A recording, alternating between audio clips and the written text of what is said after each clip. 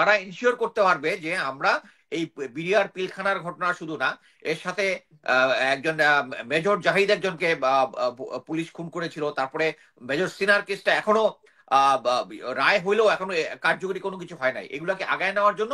এবং যারা নির্বাচনে দাঁড়িয়েছে প্রত্যেকে অ্যাসিওর করেছে যে নির্বাচিত হলে তারা এটাকে স্ট্রংলি দিবে।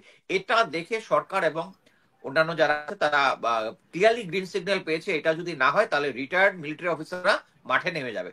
পরবর্তীতে ওখানে যে সমস্ত অস্ত্র পাওয়া গেছে, যে সমস্ত বাইনোকুলার পাওয়া গেছে, পাওয়া গেছে, সেনাবাহিনীর একজন ক্যাপ্টেন ক্লিয়ারলি বলেছে যে এই জিনিসগুলো আমরা ইউজ করি না। সো এটার মধ্যে ইনভলভমেন্ট আছে, এবং এটা যখনই প্রুভ হবে তখনই আমরা অ্যাকচুয়ালি ড্রাইভিং সিটে চলে যাব।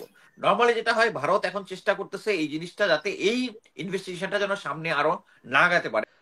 আগামী 20 বছরে আমি মনে করি না যেটা মানে যে আওয়ামী লীগ বা শেখ পরিবারের কোনো কিছু এই দেশে মাথা তুলে দাঁড়াতে পারবে, এবং এটা ভারতও ভালো মতো জানে। এবং শেখ হাসিনার এখন যে বয়স, আম, সম্ভবত আমি বলবো যে তার নাকি অরিজিনাল বয়স থেকে 3 বছর কমানো আছে। সো আমি অ্যাজিউম করি 84। এই অবস্থায় ফিউচারে তার কোনো বাংলাদেশে অ্যাটলিস্ট কোনো হোপ নাই বলতে চাই। আপনার কি মনে আছে যে জি প্লিজ। ভারত তাদের সংসদ ভবনে যখন একটা নতুন একটা মুরেল তৈরি করেছিল, সেটার মধ্যে সে বাংলাদেশকে তাদের সীমানার মধ্যে নিয়ে গেছে, তখন কিন্তু মধ্যে আমরা অফিসিয়ালি ধরেছিল। অফিসিয়ালি করেছিলাম, মানে প্রতিবাদ করেছিলাম। হ্যাঁ, আমি মনে করি যে ভারত যে রেকলেস কাজটা করেছে এবং তাদের সংসদে করেছে, সেটা আমাদের একজন উপদেষ্টা না করলেও বিফিটিং হতো। বাট আমি ওইটার প্রেক্ষিতে কাউন্টার টু দ্যাট আমি মনে করছি ইটস ওকে। কারণ তারা আমাদের মানে আমাদের আমাদের এখানে হিন্দু নির্যাতন হচ্ছে ব্লা ব্লা নিয়ে প্রতিবার করে। আমরা আমাদের কোনো উপদেষ্টা কোনো মন্ত্রী কখনো কি তাদের মুসলিম নির্যাতন নিয়ে লাগাতার এই জিনিসটা হচ্ছে আন্তর্জাতিক মিডিয়াতে আসছে, আমরা তো কেউ কথা বলছি না। বাট আমি মনে করি যে পারভেজ ভাই যেটা বলছেন, আমি ফুললি এগ্রি যে আমাদের এখন অ্যাকচুয়ালি ওদের যে মাইনরিটির উপরে যে হয় এটা নিয়ে আমাদের কথা বলা উচিত, তাহলেই প্রেশার এন্ড কাউন্টার প্রেশার। কারণ ভারত এমন একটা জাতি যা তাদের যে diplomacy is always aggressive towards neighbour, এবং তাদের এটার মধ্যে ডুয়েল রোল প্লে করে। তারা যারা স্ট্রঙ্গার, চায়নার সাথে এক ধরনের ডিল করে, পাকিস্তানের সাথে ডিল করে, আমাদের সাথে আরেক ধরনের ডিল করে। Anyway, next go to the BDR কার্নেজের যে এটা নিয়ে যে কমিশনটা হয়েছে, আমি জি। এখানে বলবো যে আপনাদেরকে যে জিনিসটা বলেছেন যে তাদের পররাষ্ট্র সচিব যে এসেছিল, এটা আসার পরে যে এটাতে কারা উইন করেছে কারা লুজ করেছে এই প্রসঙ্গে আসি। বাট আপনারা একটা জিনিস খেয়াল করবেন যে এর আগে থেকে আমাদের স্বরাষ্ট্র উপদেষ্টা 2বার বলেছিল যে একটা কমিশন গঠন হবে, একটা কমিটি কমিশন যেটাই হোক একটা, 2বার এরকম একটা ঘোষণা ছিল। কিন্তু এই সচিব যাওয়ার পরেই উনি বলে ফেললো যে এখন কোনো কমিটি হবে না। সো এটা তো আমরা হুম। ক্লিন বুঝতে যায় যে এটা ভারত থেকে একটা প্রেশার আছে, এবং প্রেশারটা কি জন্য আছে আমরা ক্লিয়ার। এবং এরপরেও দেখলাম যে উনি যাওয়ার সময় সেনাপ্রধানের সাথে উনি একটা মিটিং করে গিয়েছেন। এটা ফার্দার কনফার্ম, সাংবাদিকরা যে যেটা বলেছে আমি কনফার্ম করতেছি উইথ দ্য অথরিটি, আমি অথরিটির সাথে কথা বলে বলতেছি এরকম একটা মিটিং হয়েছে, তাতে কোনো নয়। বাট সরকারের কিন্তু সেনাপ্রধানের কাছে এটার একটা কারণ জেনেছে কিনা চাই না, বাট করা উচিত ছিল। এটা কিন্তু হাইলি ইরেগুলার।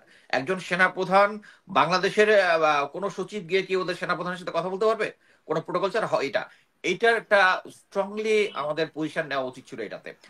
এটাতে যেটা বোঝা যাচ্ছে, এটা যাওয়ার পরেই দেখা গেল যে কমিশন হবে না, মানে এরকম একটা ঘোষণা আসলো। তারপরে আমরা রিটায়ার্ড অফিসার যারা আছে তারা স্ট্রংলি যখন দাঁড়ালাম, তখনই বললো যে তখনই অ্যাকচুয়ালি বললো যে না, একটা কমিশন গঠন হবে, সরি কমিটি গঠন হবে। তারপরে তখন আমরা বলছি হুম। না, আমরা কমিটি না, ইয়া চাই। তার মানে হচ্ছে এই ক্ষেত্রে আমাদেরকে প্রতিটা জায়গায় আমাদেরকে প্রেসার দিয়ে দিয়ে আদায় করতে হচ্ছে, অথচ এটা আমারই দেশ। জেনারেল জাহাঙ্গীর একজন আমারই যে বাহিনীতে কাজ করেছে, উনিও একটা ওইটার একটা একজন x lieutenant general.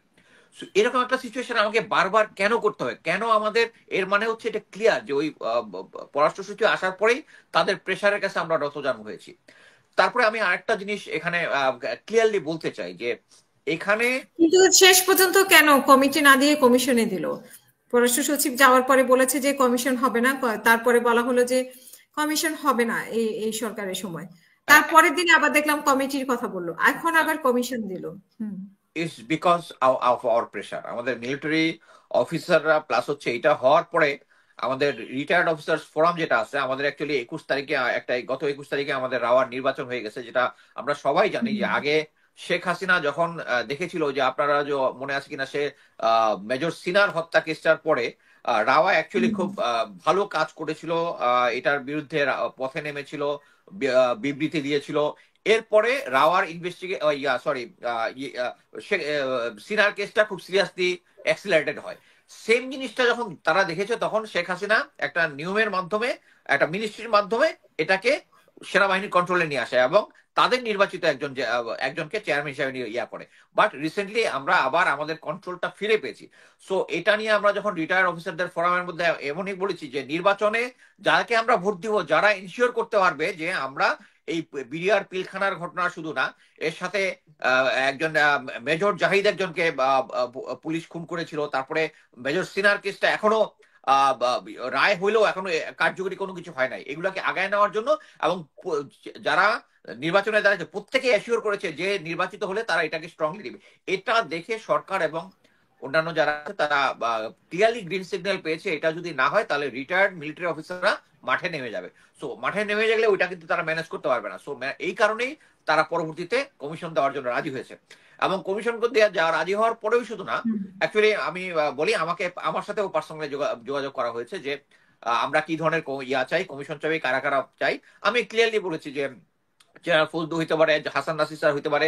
Hasan Nasir sir যেহেতু বলেছে যে উনি আগের কমিটিতে ছিল, হবেন না, বাট অ্যাটলিস্ট উনার অ্যাডভাইসটা নেওয়া যেত, উনি গ্রাউন্ডে আছেন, উনি বেটার জানবেন।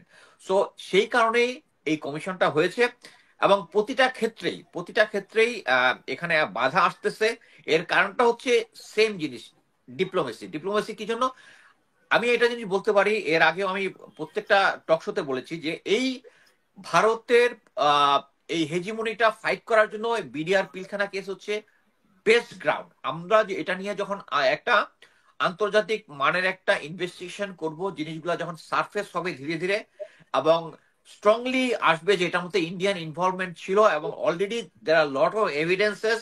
অলরেডি আমরা কয়েকদিন আগে দেখেছি ক্যাপ্টেন তানভীরের মিসেস ও ক্লিয়ারলি বলেছে যে ওখানে ভারতীয় কি বলে হিন্দি ভাষাভাষী উনি নিজের কানে শুনেছেন, তার রুমের ভিতরে এসেছিল। পরবর্তীতে ওখানে যে সমস্ত অস্ত্র পাওয়া গেছে, যে সমস্ত বাইনোকুলার পাওয়া গেছে, পাওয়া গেছে, সেনাবাহিনীর একজন ক্যাপ্টেন ক্লিয়ারলি বলেছে যে এই জিনিসগুলো আমরা ইউজ করি না। সো এটার মধ্যে ইনভলভমেন্ট আছে, এবং এটা যখনই প্রুভ হবে তখনই আমরা অ্যাকচুয়ালি ড্রাইভিং সিটে চলে যাব।